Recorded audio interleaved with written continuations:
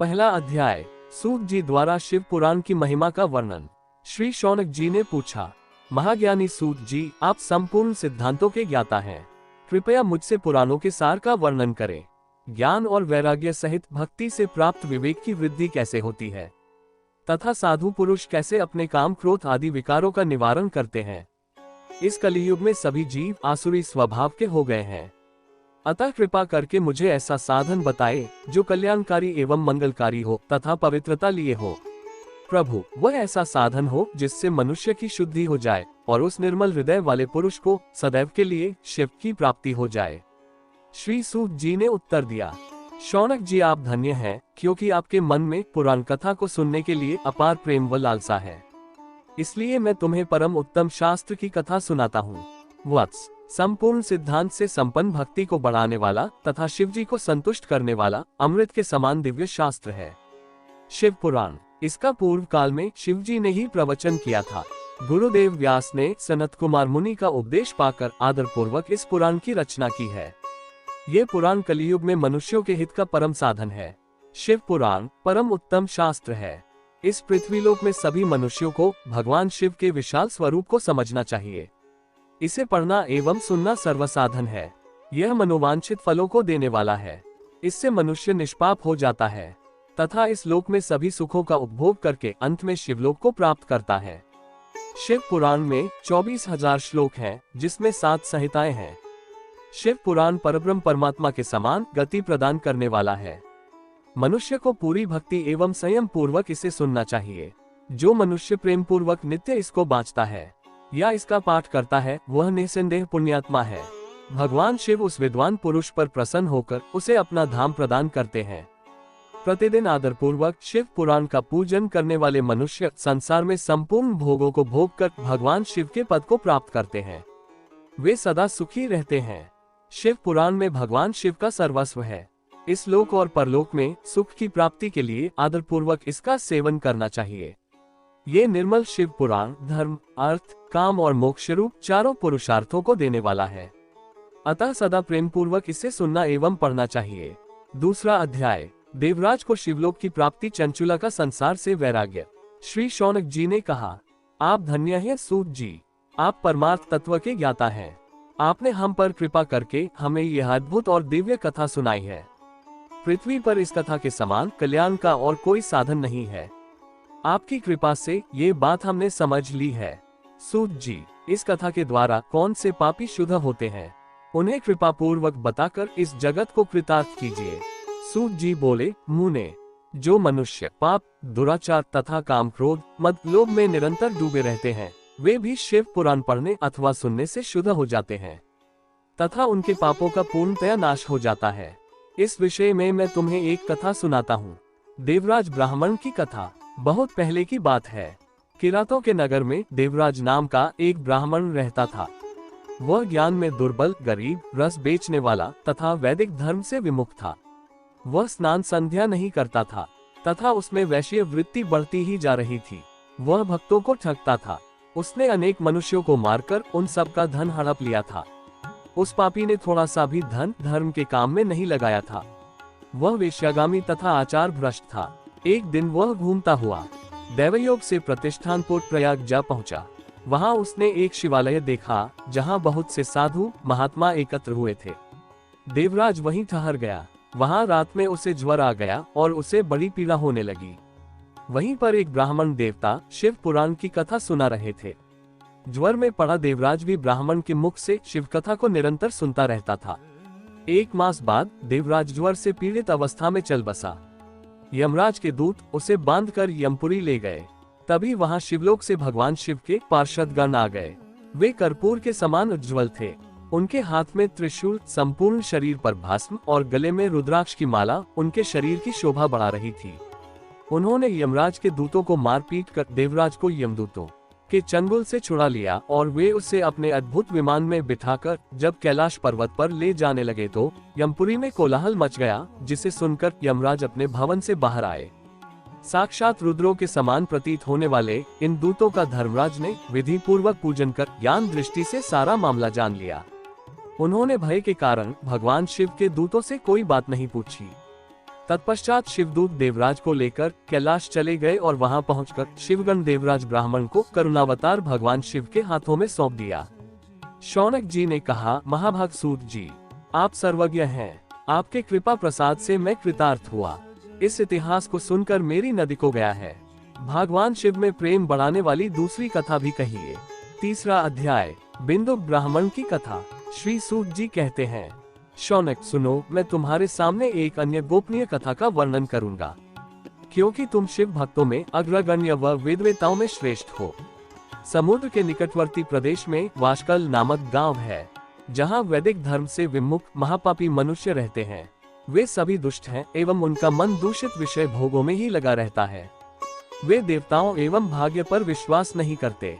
वे सभी कुटिल वृत्ति वाले हैं, किसानी करते हैं और विभिन्न प्रकार के अस्त्र शस्त्र रखते हैं।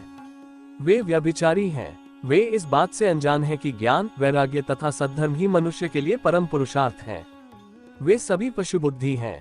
अन्य समुदाय के लोग भी उन्हीं की तरह बुरे विचार रखने वाले धर्म से विमुख हैं। वे नित्य कुकर्म में लगे रहते हैं एवं सदा विषय भोगों में डूबे रहते हैं। वहाँ की स्त्रियां भी बुरे स्वभाव की, स्वेच्छाचारिणी, पाप में डूबी, कुटिल सोच वाली और व्यभिचारिणी हैं। वे सभी सद्व्यवहार तथा सदाचार से सर्वथा शून्य हैं। वहाँ सिर्फ दुष्टों का निवास है। वाशकल नामक गांव में बिंदु नाम का एक ब्राह्मण रहता था। वह अधर्मी, दुरात्मा तथा महापापी था। उसकी स्त्री बहुत सुंदर थी।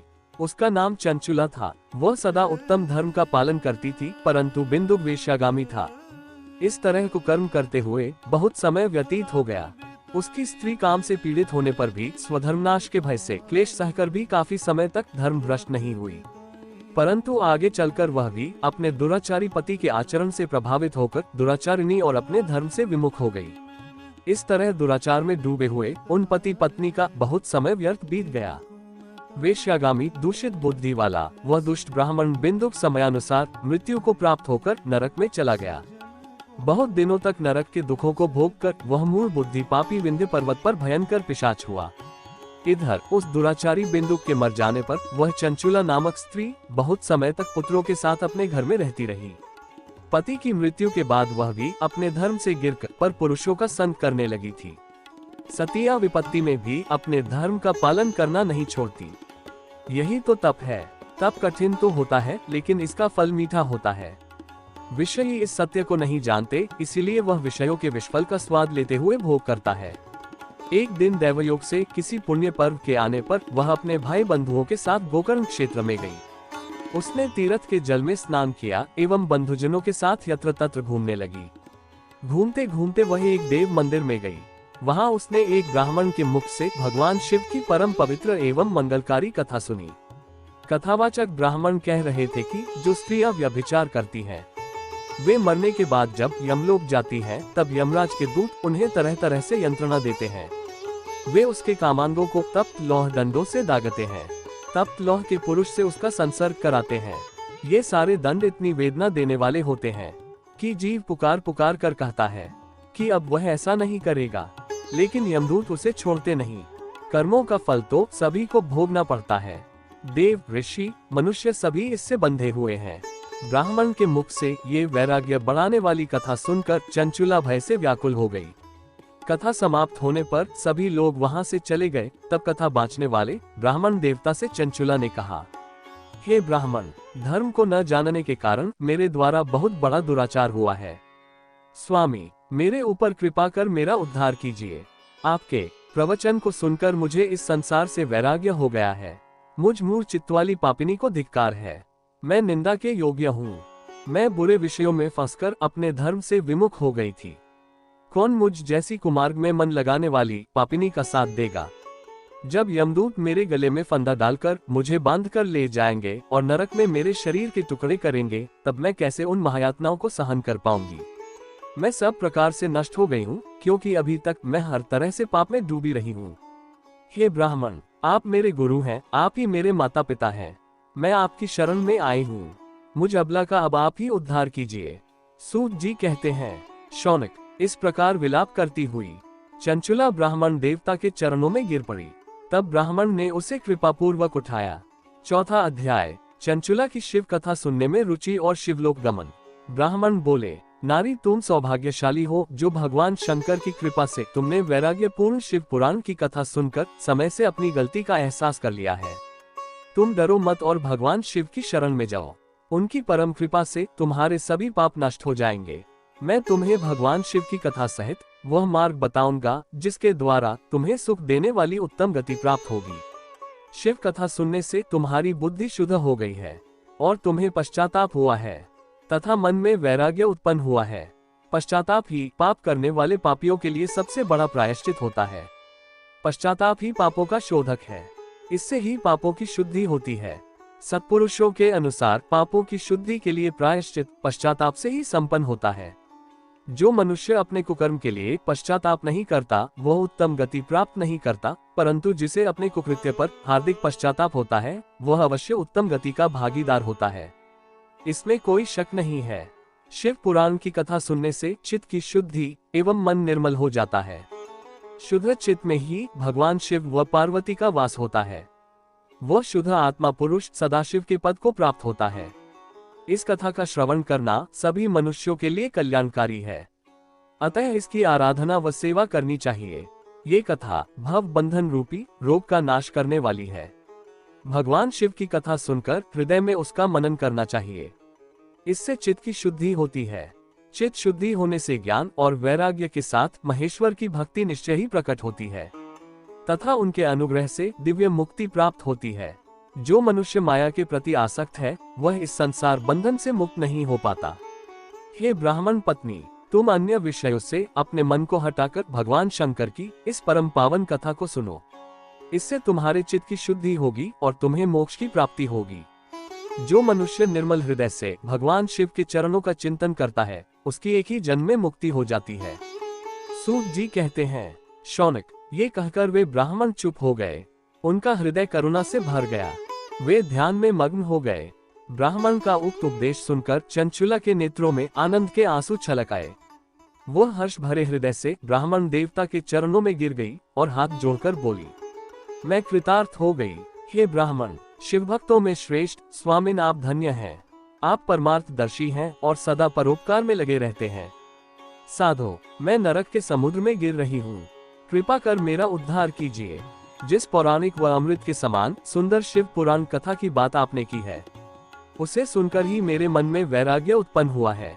उस अमृतमयी शिव पुराण कथा को सुनने के लिए मेरे मन में बड़ी श्रद्धा हो रही है। कृपया आप मुझे उसे सुनाइए। सूत जी कहते हैं, शिव पुराण की कथा को सुनने की इच्छा मन में लिए हुए चंचुला उन ब्राह्मण देवता की सेवा में वहीं रहने लगी। उस गोकर्ण नामक महाक्षेत्र में उन ब्राह्मण देवता के मुख से चंचुला शिव पुराण की भक्ति, ज्ञान और वैराग्य बढ़ाने वाली और मुक्ति देने वाली परम उत्तम कथा सुनकर कृतार्थ हुई। उसका चित्त शुद्ध हो गया। वह अपने हृदय में शिव के सगुण रूप का चिंतन करने लगी। वह सदैव शिव के सच्चिदानंदमय स्वरूप का स्मरण करती थी। तत्पश्चात अपना समय पूर्ण होने पर चंचुला ने बिना किसी कष्ट के अपना शरीर त्याग दिया। उसे लेने के लिए एक दिव्य विमान वहां पहुंचा। यह विमान शोभा साधनों से सजा था एवं शिव गणों से सुशोभित था। चंचुला विमान से शिवपुरी पहुंची। उसके सारे पाप धुल गए। वह दिव्यांगना हो गई। वह गौरांगी देवी के मस्तक पर अर्धचंद्र का मुकुट व अन्य दिव्य आभूषण पहने शिवपुरी पहुंची।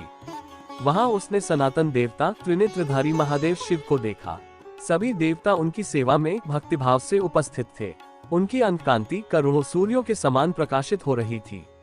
5 मुख और हर मुख में 3-3 नेत्र थे। मस्तक पर अर्धचंद्राकार मुकुट शोभायमान हो रहा था।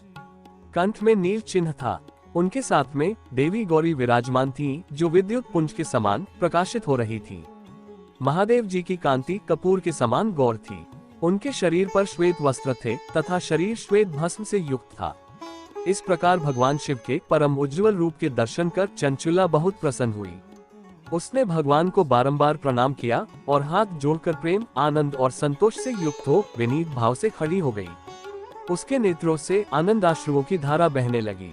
भगवान शंकर व भगवती गौरी उमा ने करुणा के साथ सौम्य दृष्टि से देखकर चंचुला को अपने पास बुलाया। गौरी उमा ने उसे प्रेम पूर्वक अपनी सखी बना लिया। चंचुला सुखपूर्वक भगवान शिव के धाम में उमा देवी की सखी के रूप में निवास करने लगी। 5वां अध्याय, बिंदु का पिशाच योनि से उद्धार। सूत जी बोले, शौनक, एक दिन चंचुला आनंद में मग्न उमा देवी के पास गई और दोनों हाथ जोड़कर उनकी स्तुति करने लगी। चंचुला बोली, हे गिरिराज नंदिनी, आप सभी मनुष्यों एवं देवताओं द्वारा पूज्य हैं तथा समस्त सुखों को देने वाली हैं। आप शंभु प्रिया हैं, आप ही सगुणा और निर्गुणा हैं। हे सच्चिदानंद स्वरूपिणी, आप ही प्रकृति की पोषक हैं। हे माता, आप ही संसार की सृष्टि, पालन और संहार करने वाली हैं। आप ही ब्रह्मा, विष्णु और महेश को उत्तम प्रतिष्ठा देने वाली परम शक्ति हैं। सूत जी कहते हैं, शौनक, सदगति प्राप्त चंचुला इस प्रकार देवी की स्तुति कर शांत हो गई। उसकी आंखों में प्रेम के आंसू उमड़ आए। तब शंकर प्रिया भक्तवत्सला उमा देवी ने बड़े प्रेम से चंचुला को चुप कराते हुए कहा, सखी चंचुला, मैं तुम्हारी स्तुति से प्रसन्न हूँ, बोलो क्या वर मांगती हो। चंचुला बोली, हे गिरिराज कुमारी, मेरे पति बिंदु इस समय कहाँ है, उनकी कैसी गति हुई है, मुझे बताए और कुछ ऐसा उपाय कीजिए ताकि हम फिर से मिल सकें। हे महादेवी, मेरे पति एक शूद्र जाति की वेश्या के प्रति आसक्त थे और पाप में ही डूबे रहते थे। गिरिजा बोली, बेटी, तुम्हारा पति बिंदु बड़ा पापी था, उसका अंत बड़ा भयानक हुआ। वेश्या का उपभोग करने के कारण वो मूर्ख नरक में अनेक वर्षों तक अनेक प्रकार के दुख भोगकर अब शेष पाप को भोगने के लिए विंध्य पर्वत पर पिशाच की योनि में रह रहा है। वह दुष्ट वहीं वायु पीकर रहता है और सब प्रकार के कष्ट सहता है। सूत जी कहते हैं, शौनक, गौरी देवी की यह बात सुनकर चंचुला अत्यंत दुखी हो गई। फिर मन को किसी तरह स्थिर करती हुई दुखी हृदय से माँ गौरी से उसने एक बार फिर पूछा, हे महादेवी, मुझ पर कृपा कीजिए और मेरे पापी पति का अब उद्धार कर दीजिए। कृपा करके मुझे वह उपाय बताइए जिससे मेरे पति को उत्तम गति प्राप्त हो सके।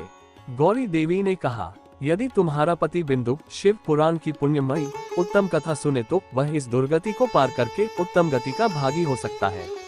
अमृत के समान मधुर गौरी देवी का ये वचन सुनकर चंचुला ने दोनों हाथ जोड़कर मस्तक झुकाकर उन्हें बारंबार प्रणाम किया तथा प्रार्थना किया कि मेरे पति को शिव पुराण सुनाने की व्यवस्था कीजिए। ब्राह्मण पत्नी चंचुला के बार बार प्रार्थना करने पर शिवप्रिया गौरी देवी ने भगवान शिव की महिमा का गान करने वाले गंधर्वराज तुम्बुरो को बुलाकर कहा, तुम्बुरो, तुम्हारी भगवान शिव में प्रीति है। तुम मेरे मन की सभी बातें जानकर मेरे कार्यों को सिद्ध करते हो। तुम मेरी इस सखी के साथ विंध्य पर जाओ। वहाँ एक महाघोर और भयंकर पिशाच रहता है। पूर्व जन्म में वह पिशाच बिंदु नामक ब्राह्मण मेरी इस सखी चंचुला का पति था। वह वेश्यागामी हो गया। उसने स्नान, संध्या आदि नित्य कर्म छोड़ दिए। क्रोध के कारण उसकी बुद्धि भ्रष्ट हो गई। दुर्जनों से उसकी मित्रता तथा सज्जनों से द्वेष बढ़ गया था। वह अस्त्र शस्त्र से हिंसा करता, लोगों को सताता और उनके घरों में आग लगा देता था। चांडालों से दोस्ती करता, वह रोज वेश्या के पास जाता था। पत्नी को त्याग कर दुष्ट लोगों से दोस्ती कर उन्हीं के संपर्क में रहता था। वह मृत्यु तक दुराचार में फंसा रहा। मृत्यु के बाद उसे पापियों के भोग स्थान यमपुर ले जाया गया। वहां घोर नरकों को सहकर इस समय वह विंध्य पर्वत पर पिशाच बनकर रहता है और पापों का फल भोग रहा है। तुम उसके सामने परम पुण्यमयी पापों का नाश करने वाली शिव पुराण की दिव्य कथा का प्रवचन करो। इस कथा को सुनने से उसका हृदय सभी पापों से मुक्त होकर शुद्ध हो जाएगा और वह प्रेत योनि से मुक्त हो जाएगा। दुर्गति से मुक्त होने पर उस बिंदु नामक पिशाच को विमान पर बिठाकर तुम भगवान शिव के लोक ले आना। सूत जी कहते हैं, शौनक, माँ उमा का आदेश पाकर गंधर्वराज तुम्बुरो प्रसन्नता पूर्वक अपने भाग्य की सराहना करते हुए चंचुला को साथ लेकर विमान से पिशाच के निवास स्थान विंध्य पर्वत गया। वहां पहुंचकर उसने उस विकराल आकृति वाले पिशाच को देखा। उसका शरीर विशाल था, उसकी ठोड़ी बड़ी थी। वह कभी हंसता, कभी रोता और कभी उछलता था। महाबली तुम्बुरो ने बिंदु नामक पिशाच को पाशों से बांध लिया। उसके पश्चात तुम्बुरो ने शिव पुराण की कथा बांचने के लिए स्थान तलाश कर मंडप की रचना की। शीघ्र ही इस बात का पता लोगों को चल गया कि एक पिशाच के उद्धार हेतु देवी पार्वती की आज्ञा से तुम्बुरो शिव पुराण की अमृत कथा सुनाने विंध्य पर्वत पर आए हैं। उस कथा को सुनने के लोभ से बहुत से देवर्षि वहां पहुंच गए। सभी को आदरपूर्वक स्थान दिया गया। पिशाच बिंदु को पाशों में बांधकर आसन पर बिठाया गया और तब तुम्बुरो ने परम उत्तम शिव पुराण की अमृत कथा का गान शुरू किया। उसने पहली विदेश्वर संहिता से लेकर 7वीं वायु संहिता तक शिव पुराण की कथा का स्पष्ट वर्णन किया। 7 संहिताओं सहित शिव पुराण को सुनकर सभी श्रोता कृतार्थ हो गए। परम पुण्यमय शिव पुराण को सुनकर पिशाच सभी पापों से मुक्त हो गया और उसने पिशाच शरीर का त्याग कर दिया। शीघ्र ही उसका रूप दिव्य हो गया। उसका शरीर गौर वर्ण का हो गया। शरीर पर श्वेत वस्त्र एवं पुरुषों के आभूषण आ गए। इस प्रकार दिव्य देहधारी होकर बिंदुक अपनी पत्नी चंचुला के साथ स्वयं भी भगवान शिव का गुणगान करने लगा। उसे इस दिव्य रूप में देखकर सभी को बहुत आश्चर्य हुआ। उसका मन परम आनंद से परिपूर्ण हो गया। सभी भगवान महेश्वर के अद्भुत चरित्र को सुनकर कृतार्थ होकर उनका यशोगान करते हुए अपने अपने धाम को चले गए। बिंदुक अपनी पत्नी चंचुला के साथ विमान में बैठकर शिवपुरी की ओर चल दिया। महेश्वर के गुणों का गान करता हुआ बिंदुक अपनी पत्नी चंचुला व तुम्बुरों के साथ शीघ्र ही शिवधाम पहुंच गया। भगवान शिव व देवी पार्वती ने उसे अपना पार्षद बना लिया। दोनों पति पत्नी सुखपूर्वक भगवान महेश्वर एवं देवी गौरी के श्रीचरणों में अविचल निवास पाकर धन्य हो गए। इसी के साथ शिव पुराण की 1 से लेकर 5 अध्याय तक की कथा संपन्न हुई, जिसमें चंचुला के दुष्कर्मों से मुक्ति हुई और सदा सर्वदा के लिए शिव धाम को प्राप्त किया और अपने पति को भी प्रेत योनि से मुक्ति दिलाकर शिवलोक को बुला लिया। इससे ये सिद्ध होता है कि आपके किए हुए बुरे कर्म ही आपके बंधन के कारण है। सत्कर्मों के द्वारा बुरे कर्मों को समाप्त कर सकते हैं। अगर वीडियो आप लोगों को अच्छा लगा तो वीडियो को लाइक करें, हमारे चैनल को सब्सक्राइब करें, जिससे हमारे आने वाले वीडियो का नोटिफिकेशन आपको सबसे पहले मिले। वीडियो देखने के लिए धन्यवाद। हर हर महादेव।